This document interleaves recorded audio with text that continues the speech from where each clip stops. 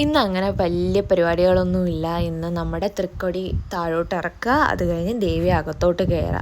ഈ മുഖം കണ്ടാൽ അറിയാലോ, ഒരുപാട് സങ്കടം അവിടെ ഇരിപ്പുണ്ട്, കാരണം ഉത്സവം തീർന്നു. അങ്ങനെ തൃക്കൊടി താഴോട്ട് ഇറക്കി, അത് കഴിഞ്ഞിട്ട് എല്ലാവരും അത്യാവശ്യം തിരക്കുണ്ടായിരുന്നു. എന്നാലും തിരക്ക് കുറവാണ്, കാരണം ഞങ്ങളുടെ കോവിൽ ഉത്സവം തീർന്നതിൻ്റെ അന്നായിരുന്നു ആറ്റുകാൽ പൊങ്കാല. അപ്പോൾ എല്ലാവരും അങ്ങോട്ടേക്ക് പോയി. അപ്പം അത് കഴിഞ്ഞിട്ട് ദേവി അകത്തോട്ട് കയറ്റുകയാണ്. ഇനി ഒരു വർഷം കഴിഞ്ഞിട്ട് എൻ്റെ അമ്മ പുറത്തോട്ട് ഇറങ്ങത്തുള്ളൂ.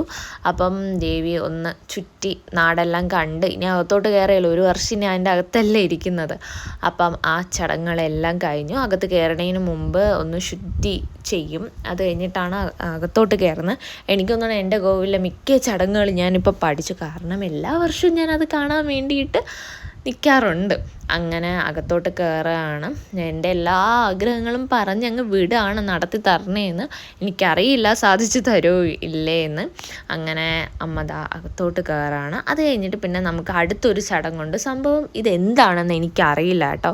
കഴിഞ്ഞതിൻ്റെ മുന്നിലത്തെ വർഷം മുതലാണ് ഇത് ചെയ്യാൻ വേണ്ടിയിട്ട് ഞാൻ നിൽക്കാൻ തുടങ്ങിയത്. ഇപ്പോഴും എനിക്കത് അറിയില്ല എന്താണ് ഈ ചടങ്ങെന്ന്. ഇനി ആരുടെങ്കിലും ചോദിച്ചു നോക്കണം, അറിയാമെന്നുള്ളവരുണ്ടെങ്കിൽ പറഞ്ഞു തന്നാൽ വലിയ ഉപകാരമായിരുന്നു. അത് കഴിഞ്ഞ് എല്ലാ ചടങ്ങുകളും കഴിഞ്ഞു. ഇനി നമുക്ക് പ്രത്യേകിച്ച് ഒരു പരിപാടിയും ഇല്ല. പിന്നെ ഞങ്ങൾ കുറച്ച് നേരം അമ്പലത്തിൽ തന്നെ ഇരുന്നു, കാരണം വീട്ടിൽ പോയിട്ട് പ്രത്യേകിച്ച് ഒരു പരിപാടി ഇല്ലാത്തത് കൊണ്ട് അവിടെ ഇരിക്കാമെന്ന് വെച്ചു. അങ്ങനെ ഞാനും അനിയത്തിയും കൂടെ കുറേ കാര്യങ്ങൾ പറഞ്ഞിരുന്നു. അപ്പം അത് കഴിഞ്ഞിട്ട് ഞാൻ പിന്നെ വീട്ടിലോട്ട് ഇറങ്ങി, കാരണം മണി 10-11 മണിയായി. അപ്പം ഇത്രയേ ഉള്ളൂ.